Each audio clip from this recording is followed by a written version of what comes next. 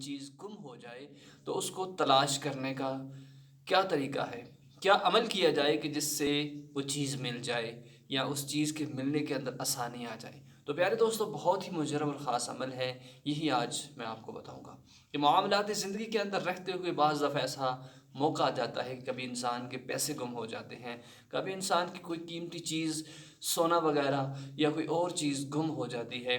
تو بعض دفعہ ایسا ہوتا ہے کہ کوئی افراد یعنی کہ گھر کا بچہ، گھر کا جو فرد ہے وہ گم ہو جاتا ہے، اغوا ہو جاتا ہے، تو اس کے ملنے کا پتہ نہیں ملتا۔ ایک قرآنی عمل کیجئے، انشاءاللہ اس کی برکت سے آپ کو فائدہ نصیب ہوگا۔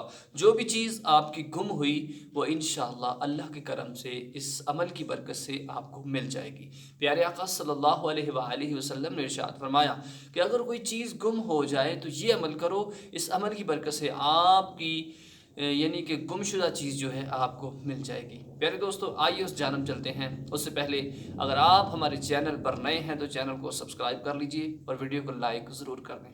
پیارے دوستو، کرنا کیا ہے کہ آپ کی اگر کوئی چیز گم ہو گئی، موبائل وغیرہ، پیسے وغیرہ، سونا وغیرہ، یا کوئی گھر کا افراد گم ہو گیا تو اس کے لیے کیا عمل کرنا ہے؟